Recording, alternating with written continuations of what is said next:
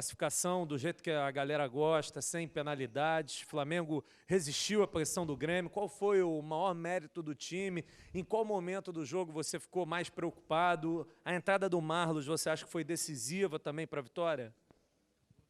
Bom, boa noite. São muitas perguntas, né? Eu vou tentar responder todas. Eu acho que a gente fez um grande jogo, um jogo bastante seguro. Soube suportar a pressão que a equipe do Grêmio impôs. A gente tem que lembrar que é uma grande equipe, é o atual campeão da América, tem um grande treinador, enfim, eles vêm já de algum tempo aí jogando muito bem. E eu acho que a gente já tinha feito um jogo muito bom lá no Sul. Hoje a gente fez um jogo, de repente, não tanto de imposição, não tanto de domínio, mas eu acho que a gente soube jogar o jogo de decisão, fizemos o gol cedo. O Grêmio teve um pouco do controle do jogo, que é natural, mas acho que as melhores chances, inclusive no segundo tempo, até para matar o jogo, foram nossas, né? Fico muito feliz com isso. Eu acho que é importante, a gente chega numa semifinal, o clube chega num segundo ano numa semifinal, isso eu acho que tem que se enaltecer. Nunca é uma tarefa fácil e tem muito mérito chegar até aqui. A gente fica muito feliz e agora é pensar nos próximos desafios. Barbieri, tudo bem? Pelo momento que vive o Flamengo, né, de fortalecimento, depois dessa conquista, essa passagem para a semifinal, e também pela atuação no Campeonato Brasileiro, o enfrentamento com o Corinthians, e eu estou comparando somente o desempenho entre os times, o momento, né, das duas equipes. O Flamengo é favorito contra o Corinthians? Boa noite. Não, a gente está falando de duas equipes muito grandes. Eu acho que, independente do momento, são sempre jogos muito parelhos. Eu acho que esse jogo demonstrou isso, né? Existe sempre uma igualdade muito grande, um equilíbrio grande. Do outro lado tem um adversário que se prepara também. Mas isso a gente vai pensar mais na frente, né? O nosso foco agora, como sempre, é o próximo jogo. Então, a partir de amanhã, a gente já passa a focar exclusivamente no Atlético Paranaense e no jogo que a gente vai fazer lá domingo. Barbieri, aqui atrás. Parabéns pela classificação, boa noite. Diferente da semana passada, o Flamengo fez o gol cedo, né? Fez logo 5 minutos de jogo. No seu pensamento naquele momento, isso traria tranquilidade ao time? Eu te pergunto isso porque vi você esbravejando demais ali na lateral de campo. Não sei se você não estava gostando da postura que o time adotou depois que sofreu o gol, das jogadas que estavam sendo escolhidas por determinados jogadores. Queria que você explicasse isso. E a segunda questão sobre o Rodinei. Ele vinha sendo muito criticado, principalmente nas arquibancadas, e hoje fez uma partida lembrando o Rodinei, que vinha muito bem no Flamengo. Boa noite. A gente fez o gol cedo, isso... Difícil falar em tranquilidade, né? Porque a gente sabia, como eu já disse, que do outro lado tinha um grande adversário que ia impor dificuldade para a gente, ia impor problema. A questão de gesticular são duas. Eu acho que a gente recuou um pouquinho demais. A gente não estava oferecendo espaços ao Grêmio, tanto é que eles praticamente não tiveram chance de fazer gol, mas a gente estava um pouquinho recuando demais. E aí a ideia é que a gente pudesse adiantar um pouquinho a marcação, ser um pouco mais agressivo, não deixar eles tão confortáveis, né? E o outro ponto que contribui é que a torcida estava fazendo uma festa maravilhosa, né? E aí fica difícil conseguir se comunicar com os jogadores, por isso tanta gesticulação, pulando e gritando para ver se eles conseguiam prestar atenção em mim lá do lado. Queria mais uma vez dizer que a torcida foi fantástica hoje, quase 60 mil pessoas apoiando a gente, um ambiente realmente fantástico. Isso, sem dúvida nenhuma, nos dá muita força, nos empurra bastante para frente. E a segunda pergunta? Rodinei. Não, Rodinei, a gente falou isso anteriormente, né? A gente tem que tomar cuidado com as avaliações de momento. Então, um grande jogador numa semana, na semana seguinte não serve, né? A gente precisa ter cuidado e serenidade. Eu acho que ele fez uma grande partida, marcou muito bem o Everton, que até recentemente era o melhor atacante do Brasil, ou um dos melhores atacantes do Brasil, né? Vinha fazendo muito bons jogos. Eu acho que o Rodinei fez um grande jogo, assim como os outros jogadores, assim como a equipe toda, um jogo de muita entrega, de muita luta, um jogo de decisão, né, não tão aberto, mas um grande jogo. Acho que a gente saiu bastante extenuado, desgastado, que vem a comprovar que a gente se entregou, lutou e se dedicou do início ao final para essa grande vitória. Barbieri, boa noite, parabéns pela classificação. O Flamengo hoje trocou menos passes do que habitualmente vem fazendo. Hoje foram, se não me engano, 270 passes e a sua equipe costuma trocar 400, 500 passes. Por que dentro do Maracanã, dentro de casa, o Flamengo optou por essa estratégia de dar mais a bola ao Grêmio e esperar para os contra-ataques? Boa noite. Então, a gente tem que, quando vai fazer esse tipo de análise, ter um certo cuidado, né? Porque muitas vezes a estratégia não é a que a gente escolhe, mas é que o adversário também impõe, né? Não podemos esquecer que do outro lado tem um adversário que vai tentar impor o seu jogo, que tem a história do jogo. Então, como a gente falou antes, a gente fez um gol cedo e, em função do último jogo que a gente tinha analisado com eles lá, a gente tinha preocupação em fechar alguns espaços importantes da nossa equipe para que o Grêmio não pudesse explorar. Eu acho que, num primeiro tempo, a gente ficou muito focado em fechar esses espaços e deixou de ser um pouco agressivo na marcação e acabou sendo até afoito quando tinha a bola, querendo definir rápido. Mas não foi uma estratégia pré-determinada de dar a bola ao Grêmio, de esperar o Grêmio, muito pelo contrário. A gente imaginava tentar propor o jogo. Agora, a partir do momento que a gente faz o gol e tem que fechar espaço contra uma equipe muito qualificada, acabou se desenhando dessa maneira. Eu acho que o que a gente pode e vale ressaltar é que o Flamengo sabe atuar de mais de uma maneira. E isso é importante porque as competições exigem e impõem isso em determinados momentos. Aqui, Barbieri, aproveitando esse gancho de saber atuar de mais de uma maneira, eu sei que você não está falando exatamente dessa questão, mas eu queria aproveitar para perguntar, o Flamengo atua de duas maneiras pela ponta esquerda, quando tem Vitinho e depois quando tem Marlos Moreno. Queria que você explicasse um pouco as características que o time fica com cada um.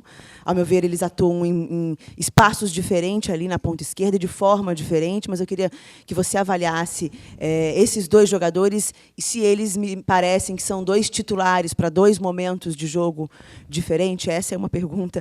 E a outra, para falar, acho que talvez de algum ponto fraco da equipe nesse jogo, talvez ainda tenha sido um pouco a dificuldade que se tem na pequena área, a dificuldade de finalização. A gente vê o time chegando ali, mas com poucas possibilidades de finalização.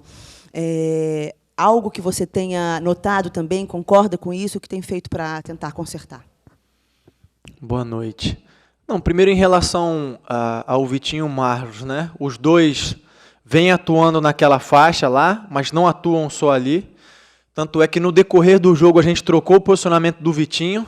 No início do segundo tempo a gente estava sofrendo bastante, a gente trocou, jogou ele para dentro, o Diego veio jogar do lado esquerdo. O Marlos entrou jogando dentro, depois a gente destrocou novamente em função das trocas que o Renato faz.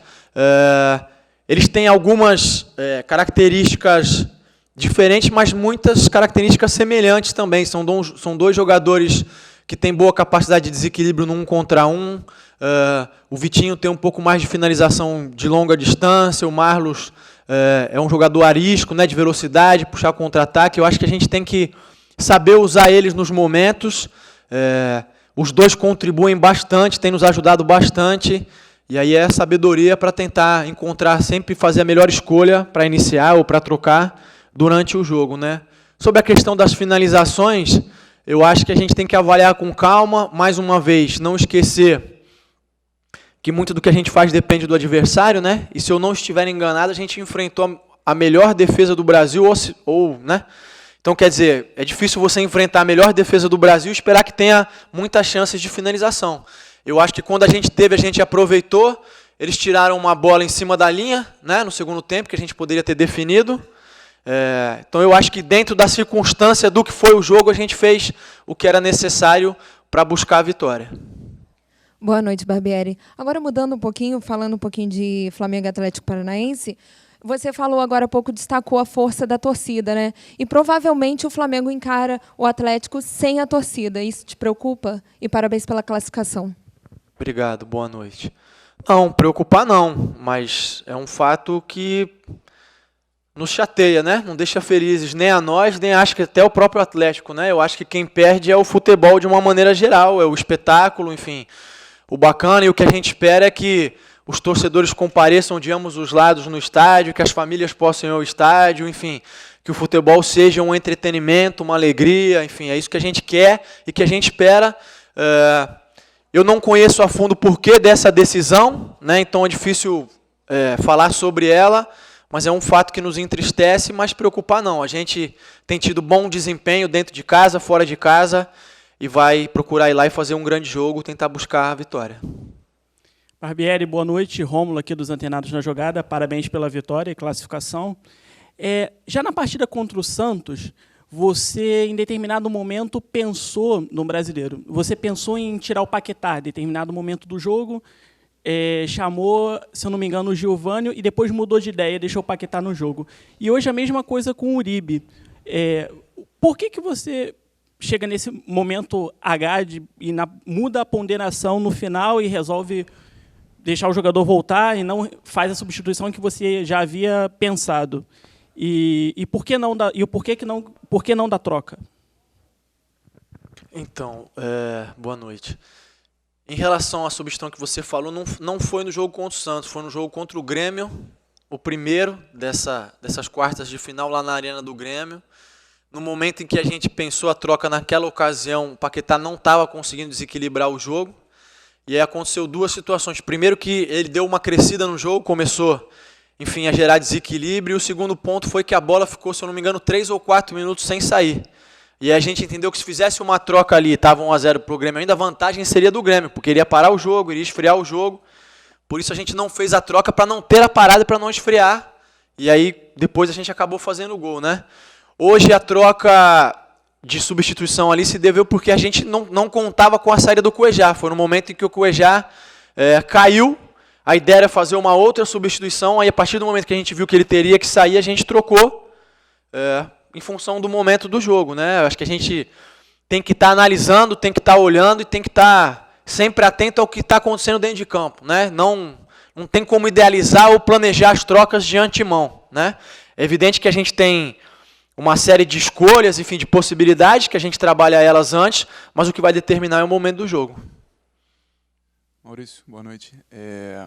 Estava observando nesse jogo, você e o Renato ali mais ou menos próximos, e também contra o Cruzeiro, você e o Mano experiente, até falou que você falou bastante e tal. E é um jogo psicológico, eu imagino, ali também. Queria te perguntar como é que é esses duelos, existe um pouco disso também, de um tentar entrar na cabeça do outro, falando um pouquinho mais, aí reclama.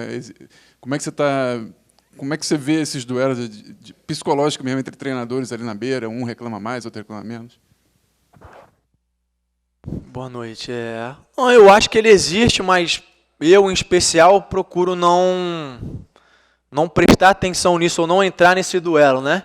Eu acho que contra o Mano teve um pouquinho mais, de repente até mais da parte dele, enfim, me olhou em alguns momentos e tal, mas eu procurei sempre focar na nossa equipe. E quando eu reclamo com o árbitro é em função das decisões que eu acho que, enfim, que são equivocadas ou que ele poderia ter interpretado de outra maneira para mostrar a minha posição. Sobre o Renato hoje eu realmente nem percebi se teve alguma coisa ou não, acredito que não.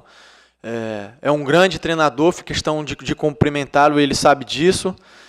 Tenho o maior respeito por ele, pelo trabalho que ele vem desenvolvendo, e acho que o Grêmio tornou bastante, valorizou bastante a nossa vitória, né? É uma grande equipe, uma grandíssima equipe, engrossou bastante o jogo, nos criou bastante problema e a gente soube se comportar bem, soube sair com a vitória.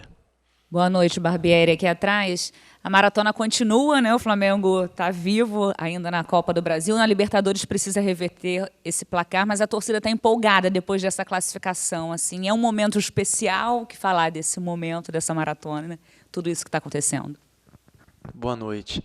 Não, primeiro, em relação à maratona, né? Eu queria frisar novamente que, não sei se eu fui claro na última vez, mas me incomoda muito esse discurso de conveniência, né? De dizer que, de repente, porque o Flamengo passou agora, a estratégia do Flamengo é a correta e a do adversário é errada, né? De maneira nenhuma. Não existe estratégia correta ou errada. O que funciona para o Grêmio não necessariamente vai funcionar para o Flamengo e vice-versa. E quando eu digo isso, é esperar a vitória ou a derrota para determinar o que está certo e o que está correto. Num jogo existem vários fatores que influenciam no resultado e a questão da recuperação é mais um deles, né? Não é o determinante ou não é o principal, é mais um deles que a gente tem que avaliar e tem que ir com calma para fazer essa avaliação da melhor maneira.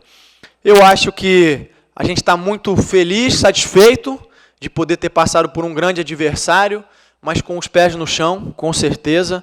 Em todos os jogos existem coisas positivas e existem coisas negativas que a gente tem que avaliar, né? As positivas a gente vai tentar potencializar, as negativas a gente vai tentar corrigir. E aí, a partir de amanhã, já é outro cenário, é outra competição, é outro adversário. A gente tem que seguir, mais uma vez, com os pés no chão, trabalhando bastante, porque o Campeonato Brasileiro é muito difícil, assim como a Copa do Brasil, assim como a Libertadores, e a gente tem que manter o foco exclusivamente no próximo adversário, como a gente tem feito sempre. Barbieri, você pensa, até como situação de jogo, usar o Vitinho, por exemplo, como um falso 9? Ele é um jogador com características diferentes para jogar ali do que vocês têm? Por exemplo, rápido, com boa finalização de fora da área. Você pensa nessa possibilidade? Boa noite. Ele tem essa característica, ele nos dá essa possibilidade, né? Ele já atuou assim, a gente sabe disso. Eu falei anteriormente aqui, em um dado momento do segundo tempo, a gente mudou o posicionamento dele, trouxe ele mais para dentro, colocou o Diego para o lado esquerdo, e aí ele não estava fazendo um falso 9, mas estava fazendo um segundo atacante por dentro. O Marlos também já atuou assim, no Atlético Nacional, e também entrou de início fazendo essa função, depois a gente trocou novamente com o Diego. Eu acho que é uma das possibilidades que a gente tem que estar atento a todas elas, para usar no momento certo, da maneira correta, enfim, contra o adversário que a gente acha que possa levar vantagem em função disso. Maurício, boa noite. Como sustentar esse modelo de jogo do Flamengo, que me parece ser solidário? Jogadores ofensivos têm incumbência defensivas, naturalmente há um desgaste físico. Como sustentar sem priorizar alguma competição? Boa noite. Eu acho que a gente vem demonstrando isso, vem fazendo isso, né? A gente faz as avaliações corriqueiramente para saber aqueles que têm maior probabilidade ou maior risco de ter lesão, e aí quando a gente faz esse diagnóstico, esses jogadores a gente segura e conta com os outros do elenco. A gente tem um elenco muito qualificado, a gente tem as suspensões, enfim, a gente vai rodando o elenco e a partir das avaliações e dessas trocas que a gente vai fazendo, tenta manter o melhor nível sempre, né? Além das questões por decisão técnica, enfim, são vários fatores que a gente leva em consideração na hora de escolher a melhor equipe para aquele momento. Então pode ser que a melhor equipe para iniciar o jogo de hoje contra o Grêmio não seja a melhor para iniciar contra o Atlético Paranaense, enfim, e lá na frente também. Por isso a gente faz as mudanças sempre com o intuito de escolher a melhor equipe para aquele momento, com foco exclusivo naquele jogo e pensando em ter o melhor resultado possível. Obrigado, professor. Obrigado, senhores. Lembrando que o treino de amanhã é às 15 horas, imprensa liberada por volta das 15h30. Obrigado.